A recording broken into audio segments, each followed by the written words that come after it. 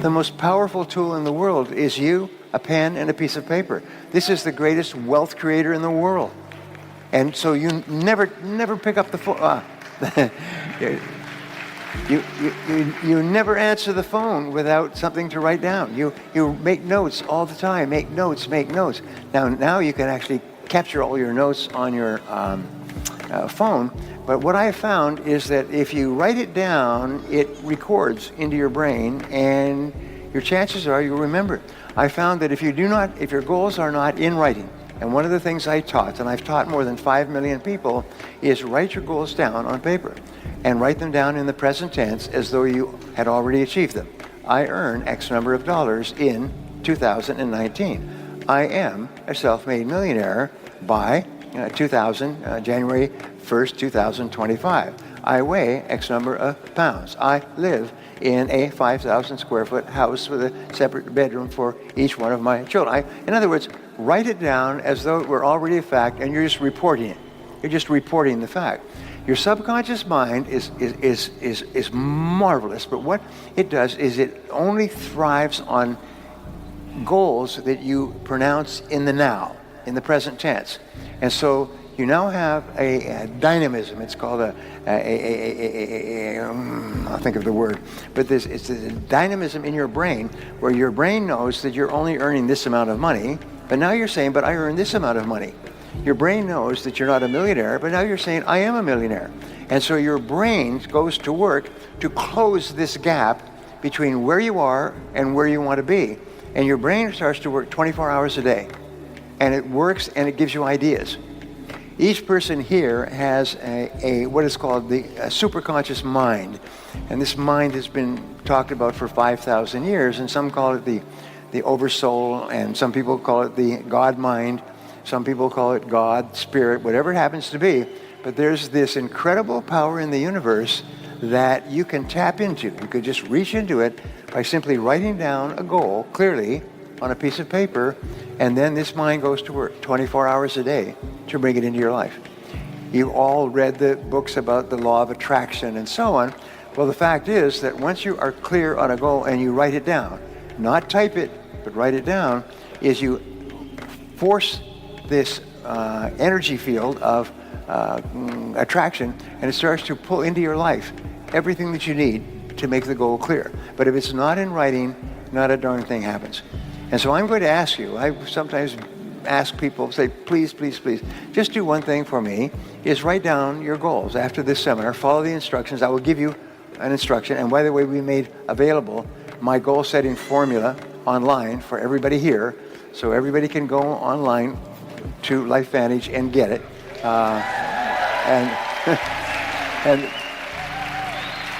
Because it will save you 10 to 20 years of hard work.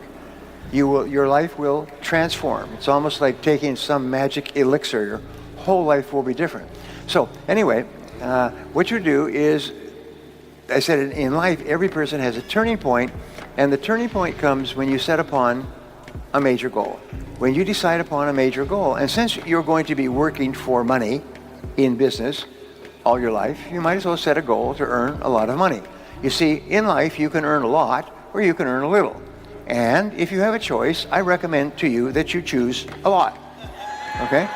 Because if you don't choose a lot, by default, you automatically get a little. And there's 80% of the population out there is wandering around and complaining about successful people, life's not fair, and so on. No, because once you are clear about your goal, you start to see all kinds of opportunities, things that you can do that you hadn't thought of doing, that move you faster toward the goal and move the goal toward you. You activate this field of magnetism, and you start to attract into your life people and circumstances who help you to achieve the goal, and you help to achieve their goals. I mean, it's the most amazing thing. And it is true, and it has been true for thousands of years, and it is the great secret of success. Number one is decide exactly what you want. Einstein said that if you cannot tell your goal to a 6-year-old child and have the 6-year-old child explain it to another 6-year-old child, and both of them understand it, then you don't know what your goal is yourself. So ask yourself, is your goal so clear that you could tell it to a 6-year-old child, and the 6-year-old child would not only understand what the goal, but could tell you how close you are to it? great test. It's a great test, the Einstein test. Number 2 is write it down. Write it down, write it down, write it down. There's nothing more important than writing down your goals, because if it's not written down, it's merely a fantasy. Now, they've done a whole series of studies at Harvard and Yale and Cornell and so on about the difference between students who type their notes and students who write their notes. The students who write their notes all get straight A's. The students who type their notes forget everything before the end of the day, because writing forces you to use 3 abilities: your kinesthetic ability, your physical ability of writing, your audio ability, you see it when you're writing, and your auditory ability, you say it to yourself when you're writing. So you activate the 3 major parts of your brain simultaneously, like a laser beam from a space station, zap, onto a piece of paper, and your subconscious mind accepts it as a command, and your superconscious mind starts to work on it 24 hours a day. Just write it down, write it down. And it's the most amazing darn thing. If all you did was write down one goal and leave this conference, your life will be different forever. And because all kinds of things will start to happen. And you'll say, well, that's a coincidence. I just wrote that goal down when I was in that meeting this afternoon, and then I got this phone call or something in the mail, or I saw something on TV, or something. It's just phenomenal. So step number 1, decide what you want. Number 2, write it down. Number 3, set a deadline. Tell your subconscious when you want it. I want this by such and such a date. So every goal always ends with a use by date. In other words, I achieved this goal by this date. And you write it in the present tense. Number 3 is make a list. Number 4, step number 4 is make a list of everything that you can think of to do. Just make a list, and as you think of more things, add it to the list. Keep writing it down, and sometimes you think of something in the middle of the night, write it down, keep a pad of paper next to your bed, and quickly write it down so you don't forget it. Just write it down. That's number 4, and this is really important. It's the great turning point, like a massive ship turning in the ocean. Your whole life starts to turn when you write down a list of the steps you're going to have to take. I don't recommend other people's books because I've written so many myself, and I summarize hundreds of books that I have read over the years. But there is one book that had a great influence on me, and it's called the Checklist Manifesto. Has anybody read this book? The Checklist Manifesto. It was written by a doctor, an emergency ward doctor, and he talks about the value of checklists when you are trying to accomplish a goal, build a business, raise a child, whatever you want to do. He says, create a checklist. He said, everything in the world, this room, a car, swimming pool, everything follows a checklist. Everything requires a checklist to build it. And the wonderful thing about organizing a checklist before you begin work on a project, it has an extraordinary effect on your life. And what he does is he teaches in the most entertaining way how people who did not use checklists died, went bankrupt, the most successful people in finance in the world, how they use checklists in order to organize their financial life, business people. Anyway, it's the one book that I would recommend. It's a short book. It's just fascinating reading. It's called The Checklist Manifesto. Anyway, so take your list of goals and organize your list by priority. Make a checklist. What's number 1? What's number 2? What's number 3? And so on. And as you get more information, change the list, reorganize it, write it, move things up and down. Step number 6 is to take action on your list. Take action on the most important thing on your list. Do something, launch, get going, do it now, do it immediately. Get up and do something. It doesn't have to be a lot. It can be revising your papers, it can be making a phone call, it can be ordering a book, it could be something, but do something, which is sort of like the kickoff in a football game. Just kick the ball off as far as you can. And number 7, and this is going to make you rich, happy, popular, and thin. Number 7 is do something every day on your most important goal. Do something every day on your most important goal. So here's the exercise I'm going to give you to take home with you and do when you leave this. And by the way, from now on, whenever you bring on a new person, put them through this exercise. If they will not go through this exercise, do not waste a minute of your time with them, because they will never be successful if they won't follow your guidance. And here's the exercise. Take a clean sheet of paper and write down goals and today's date, and then write down 10 goals that you would like to accomplish in the next 12 months. Don't worry about 2 years or 10 years or 5 years. Just 10 goals you'd like to accomplish in the next 12 months, and write them in the present tense. Almost like you're submitting an order. And just write down, I earn, I achieve, I weigh, I drive such and such a car, I own, whatever it happens to be. And the goals will be financial goals, family goals, physical goals, and so on. Write down 10. And then you take this list of 10 and you say, if I had a magic wand and I could wave this magic wand and I could have any one goal on my list within 24 hours, which one goal would have the greatest positive impact on my life? Which one goal? And go over it. And usually this will jump out at you. It'll jump out at you like a spider in a horror movie. It'll grab you. And put a circle around that goal. And that's a goal you transfer to a clean sheet of paper, and then you follow the 7 steps. Write it down, set a deadline, make a list of everything you have to do to accomplish it, organize the list into a checklist, take action, and then do something every day. If you'll just do this simple exercise, then you'll all be rich. You'll all be rich. Nothing can stop you but yourself. You need to become intensely goal-oriented. We find that all successful people are goal-oriented. There's an old saying, you can't hit a target that you can't see. You've got to know what you want in every area of your life. Some years ago, I worked with the Hunt Oil Company in Texas. The Hunt Oil Company was founded by H.L. Hunt, who became the wealthiest, self-made, multi-billionaire in the world. At his peak, he owned 200 companies and had a royalty income of $3 million a day. Most phenomenal man, by the way. And he was interviewed by a friend of mine on television before he died in the early 70s. And he was asked, what are the secrets to success? He said, the keys to success have only been 2 through all my life, and I will tell you what they are. He said, number 1, he said, decide exactly what it is you want and write it down and make a plan to achieve it. And number 2 is determine the price you're going to have to pay to get it, and then resolve to pay that price. Now, where the law of sowing and reaping cause and effect, I learned an additional point to that. I learned that your current life today is the result of the price you've sown up to now. Is whatever you've put in, you get out. So whatever you're getting out today is a result of what you've put in. If you don't like what you're getting out, what you have to do is you have to put in something different.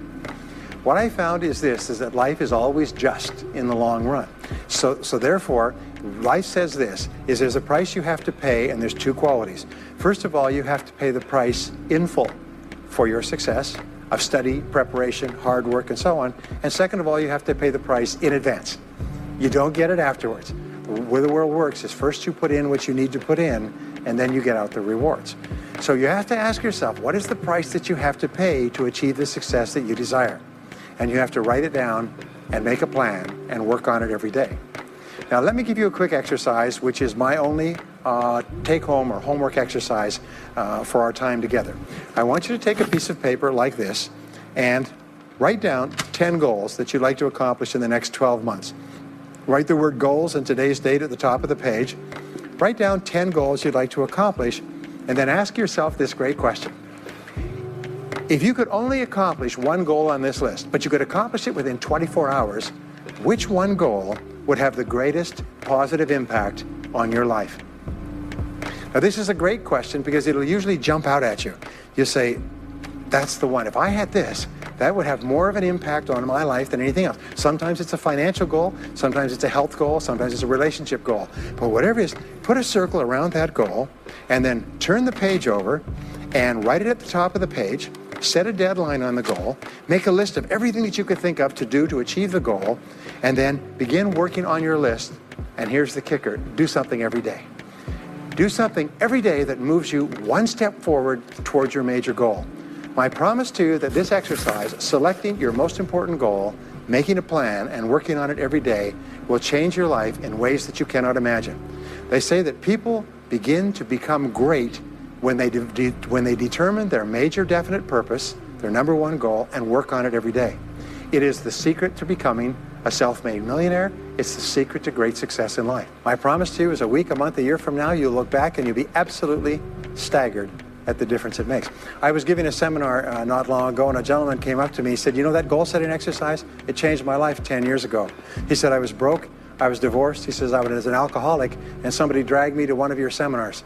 He said, and I did that exercise, and I picked my major goal. He said, it changed my life. I said, in what way? He said, today, he said, I'm worth $40 million.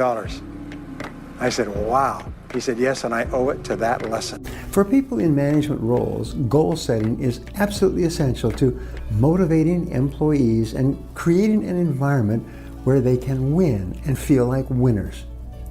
The 10-90 rule in SMART goal setting says that the first 10% of the time that you spend developing absolute clarity about what is to be done, you will save 90% of the time once you begin. It can also save you 90% of the mistakes, the costs, and the times of other people involved. You've heard it said that you can't hit a target that you can't see. And the follow-up that is if you don't know where you're going, any road will get you there.